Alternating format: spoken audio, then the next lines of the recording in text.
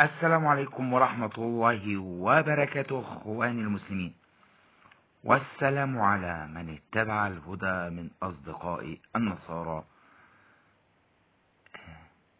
النهاردة هنتكلم عن اسلام الدكتورة سالينيا ديفيد.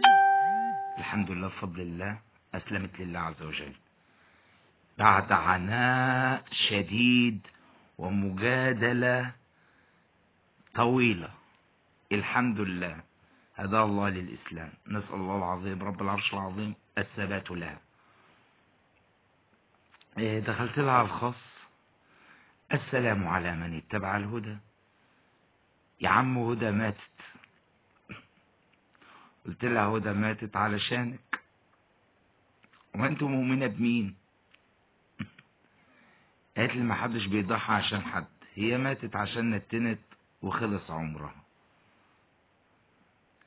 قالت لي كنت مسيحية وبقيت ربوبية، لكن مش بؤمن بإله مسبب فقط. قلت لها هما كده النصارى وقت ما بيصطدموا في مصلوبهم بيلحدوا. قالت لي والله انا مصدومة بالأديان كلها. فاكر لما قلت لي انا عايزك تلحدي؟ اديني الحدت وارتحت. دايما كلمتي المشهورة دايما اللي انا دايما بقولها، بقول دايما الملحدين افضل من اليهود والنصارى. طبعا انتوا هتتعجبوا ازاي يعني الملحد اللي مش مؤمن بوجود اله افضل من اليهودي والنصراني؟ ازاي وهم اهل كتاب؟ هقول لك ازاي. طبعا الملحد افضل بكتير. ليه؟ لان الملحد يعني اختصر الطريق لجهنم. ما هم اليهود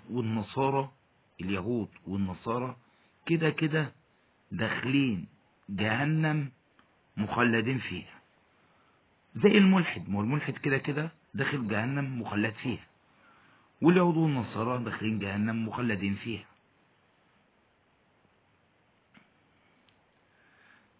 طب ايه الفرق بقى هنا؟ ان اليهودي قاعد يتعب نفسه ويروح المعبد ويتعب نفسه، والنصراني كذلك قاعد يتعب نفسه ويروح الكنيسة وقاعد يرنم ويعمل. فانا ريحتهم من القرف ده وخليتهم يلحدوا. هي الحدت وارتاحت. قلت لها ما عشان ما عرفتيش الاسلام، ولازم تعرف الاسلام. قالت لي لا عرفته ولقيته متناقض مع العلم والتاريخ والمنطق. قلت لها بجد بجد اديني تناقض واحد في الاسلام. قالت له القصة التوراتية اللي موجود فيها الاسلام برضه، خروج الشعب من مصر عشان يروحوا كنعان اللي كانت اصلا تحت الحكم المصري في الوقت ده تاريخيا. دايما الواحد لما ساعات بيشغل عقله بيضل. التاريخ اصلا التاريخ ما ذكرش سيدنا ابراهيم نهائي. التاريخ ما يعرفش مين سيدنا ابراهيم عليه الصلاة والسلام، مع ان سيدنا ابراهيم عليه الصلاة والسلام مذكور في التوراة والانجيل والقرآن الكريم. يبقى معنى كده ان سيدنا ابراهيم عليه الصلاة والسلام مش موجود، نلغي وجوده طالما التاريخ ما اتكلمش عنه. ما أكم التاريخ نسى ناس وشخصيات جامدة جدا والتاريخ ما اتكلمش عنهم. مش معنى ان التاريخ ما اتكلمش مثلا عن سيدنا ابراهيم عليه الصلاة والسلام يبقى نلغي وجود سيدنا ابراهيم عليه الصلاة والسلام. طيب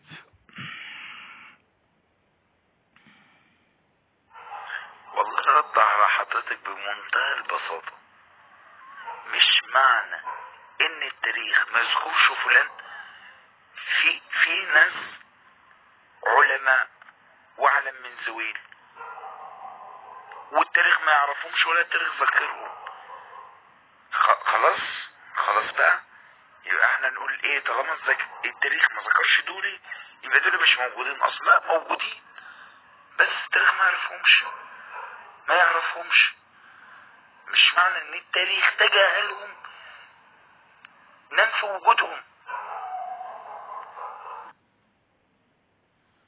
المحادثة ديت بقى النهاردة بقى اخي، قلت لها نعم. قالت لي انا تناقشت مع الشخص اليوم وشاهدت قعدة الفيديوهات، وبصراحة اقتنعت. لما لقيت المسيحية غلط كنت بحاول انقض وخلاص الدين الاخر بدون علم، لكن الاسلام اقرب للمنطق والعقل. قلت لها ربنا يفتح عليكي. قالت لي انا بعتذر عن مجادلتي، يعني كانت بتقعد تجادلني على طول دايما، يعني كانت بتجادلنا على طول. فقلت لها الحمد لله، اسال الله العظيم رب العرش العظيم ان يهديك الى الحق بحق، الحمد لله. قالت لي وزعلانه ان كان اسلوبي وحش وانا فاكره مجادلتي. قلت لها ولا يهمك، احنا مسامحين. احنا مسامحين. قلت لها يقول تعالى ان الدين عند الله الاسلام، الاسلام دين جميع الانبياء والمرسلين صلوات ربي وسلامه عليهم اجمعين. قالت لي انا مش ضامنه عمري، ولو في احتمال ان الاسلام صح يبقى ان احسن الاسلام فعلا كمل الشرائع كلها، اما المسيحيه نقضتها. قلت لها مقتنعه يقينا في حد اجبرك على دخول الاسلام؟ قالت لي مقتنعه وبكامل ارادتي ومحدش اجبرني ولا اي حاجه. قلت لها لقد كسبت السيد المسيح عليه افضل الصلاه والسلام وربحت سيدنا محمد عليه افضل الصلاه والسلام، هنيئا لك اختاه. قالت لي عليه افضل الصلاه والسلام بارك الله فيك اخي وحفظك، شكرا لك. قلت لها مستعده لنطق الشهاده؟ اشهد ان لا اله الا الله واشهد ان محمدا رسول الله وان السيد المسيح عبده ورسوله، الحمد لله. وقالت لي بريئة من كل الاعتداءات التي نسبوها النصارى إلى الرسول عليه أفضل الصلاة والسلام. قلت لها الحمد لله الذي هداك إلى الحق، عقبال باقي النصارى. سيرة النبي بتقول إنه صادق، وفي إشارات لي في الكتاب المقدس رغم تحريفه، عشان كده آمنت به. اللهم صل وسلم وبارك على محمد وآل محمد. لقد قلت حقا، بارك الله فيك وفيك بارك الله. قلت لها عايز بقى مني خدمة، هستأذنك ان انشر المحادثة دي. قالت لي طبعا انشرها، ده شيء يفرحني. قلت لها عشان ما حدش من النصارى يفكرنا ان احنا بنكذب، لان حكما ان النصارى يفكروا ان دي اشتغالات وان احنا داخلين عليهم اشتغالة يعني، مع ان والله احنا مش بننصر ديننا بالكذب والتضليل زيهم.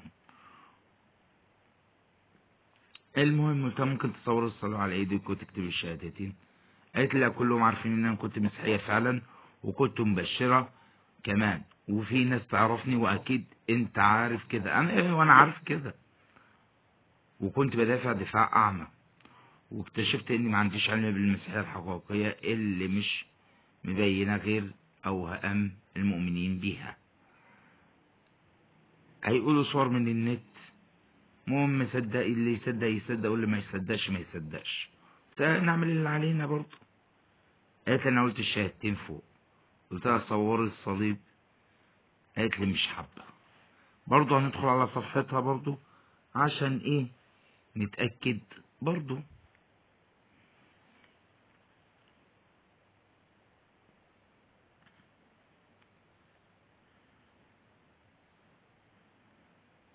هذه صفحتها الدكتوره سلانيا ديفيد.